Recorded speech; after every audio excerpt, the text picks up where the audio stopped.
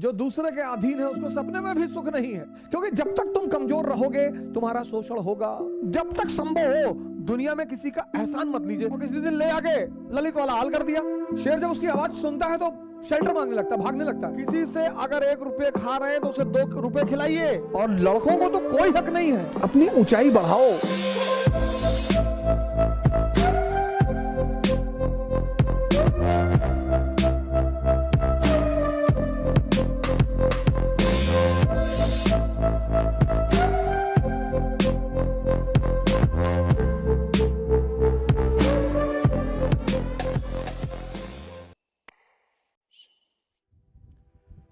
अब दुनिया में जब भी आप किसी के सहारे जीते हैं, किसी का मत खाइए सर।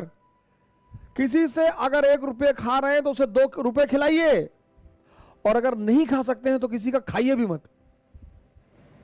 मिर्जापुर में ललित का हाल देखे ना, ऐसे ही हाल होता है जो दूसरों के सहारे जिंदा रहते हैं। ऐसा ही हाल होता है सर। अगर आप किसी पर 1 रुपया नहीं खर्चा कर सकते हैं तो उसका 1 रुपया अपने ऊपर खर्चा मत होने दीजिए।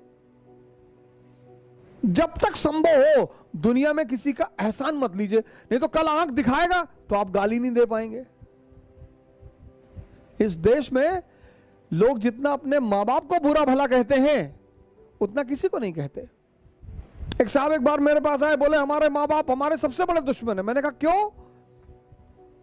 बोले मैं आईएएस की तैयारी करना चाहता हूं और वो मुझे आईएएस की तैयारी नहीं करने दे रहे। मैंने कहा क्या कह रहे हैं? कह रहे पहले कोई जो है और नौकरी कर लो।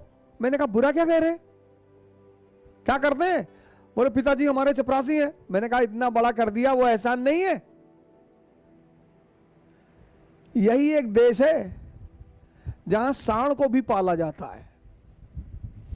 30-30 साल के लोग मां बाप से खर्चा लेते हैं और लड़कों को तो कोई हक नहीं है। 30 साल उम्र हो गई, पापा पैसा भेज रहे तैयारी करने के लिए।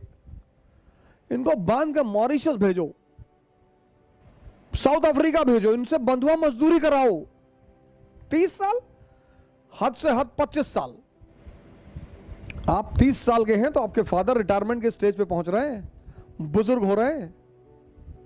किसी का खाइए मत सर, बिल्कुल मत खाइए, नहीं तो किसी दिन किडनी मांग लेगा आपकी। खिलाएगा पिलाएगा, जूता पहनाएगा नाइक का, रेडॉस का। या नेता लोग क्या कहते हैं, भाई है हमारा। नेता के साथ जो 2-4 लोग टहलते हैं, कभी नेताजी से पूछे कि नेताजी ये कौन है? अरे हमारे भाई की तरह है। और किसी दिन ले आके ललित वाला हाल कर दिया। क्योंकि जब तक तुम कमजोर रहोगे तुम्हारा शोषण होगा।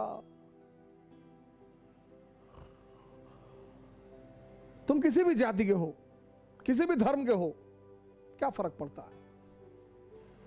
जब तक तुम कमजोर हो, जब तक तुम डिपेंडेंट हो, तुम्हारा शोषण होगा। नियम है, नियम है, नियम। पराधीन सपने सुख नाही, तुलसीदास यही तो कहते हैं। जो दूसरे के अधीन है उसको सपने में भी सुख नहीं है। पराधीन सपने सुख नहीं। एक पक्षी है रैवन, वो बाज के कंधे पे जाके बैठ जाता है। और बाज शाहीन, पक्षियों का राजा है शाहीन। शेर के मुंह से गोश्त निकाल लेता है। शेर जब उसकी आवाज सुनता है तो शेल्टर मांगने लगता है, भागने लगता है। उसके कंधे पे जाके रैवन नाम का पक्षी बैठ जाता है।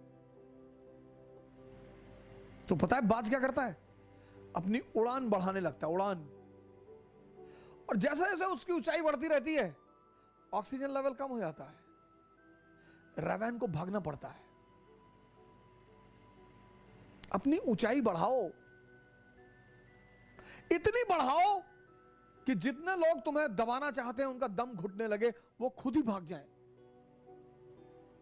अपनी सारी ताकत अपने में लगाओ और अपनी ऊंचाई को इतना बढ़ाओ कि तुम्हारे जितने अगल बगल लोग भगवान के आशीर्वाद स्वरूप तुम्हारे पीछे पड़े हैं उनका दम घुटने लगे। जय हिंद।